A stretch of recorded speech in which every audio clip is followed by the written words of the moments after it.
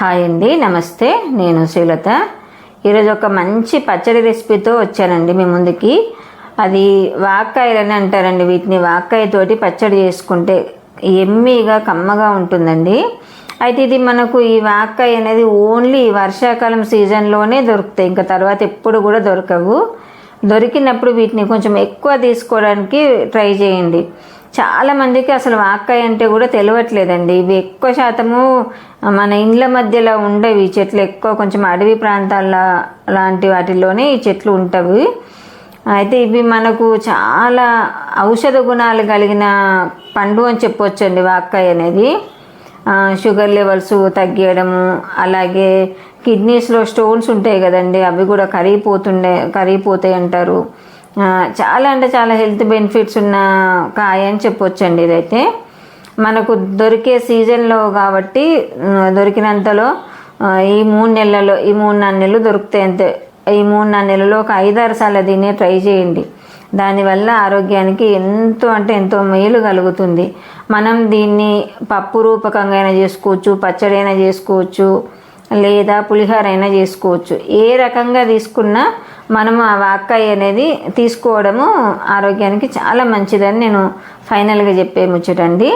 అయితే పచ్చడి అంటే నేను ఎండుమిర్చి, ధనియాలు, నువ్వులు, అలాగే కొన్ని మెంతులు, ఒకవేళ మెంతి పొడి ఉన్నా వేసుకోవచ్చు. వెల్లిపాయలు అనేది మన ఆప్షన్ అండి. నేనైతే వెల్లిపాయలు ఒక 4 వెల్లిపాయలు వేసాను, కొంచెం కమ్మదనం కొరకు. ఒకవేళ వెల్లిపాయ వద్దు అనుకుంటే స్కిప్ చేసేయచ్చు. తర్వాత ఇవన్నీ పొడి పదార్థాలన్నీ పట్టిన తర్వాత వాక్కాయలు కూడా మధ్యలో గింజ ఉంటుందండి. ఆ గింజ తీసేసి చక్కగా ముక్కలుగా తరుక్కొని నూనెలో వేపుకోవాలి.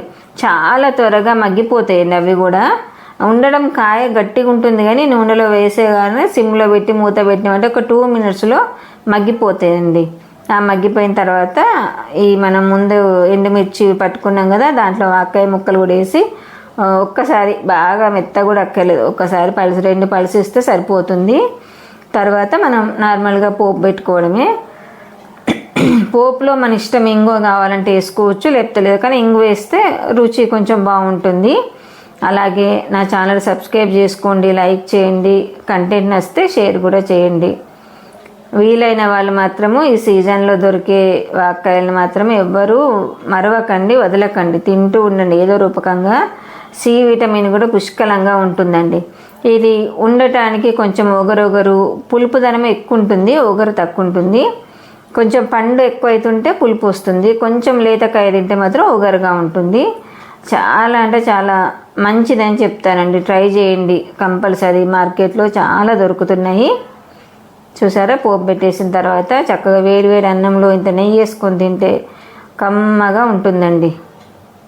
మీరు ట్రై చేసి చూడండి. ఈ విధంగా చేసినా మంచిదే, పచ్చడి పప్పు చేసుకున్నా ఎలాగైనా సరే తినడానికి ట్రై చేయండి. ఓకే ఫ్రెండ్స్, మరొక మంచి కంటెంట్తో మళ్ళీ మీ ముందుకు వస్తా. చూడండి, చూస్తుంటేనే నోట్లో నీళ్ళు వస్తున్నాయి కదా. పచ్చడి చూసటానికి ఎంత బాగుందో తినటానికి కూడా అంతే ఉంటుందండి, అంత కమ్మగా ఉంటుంది.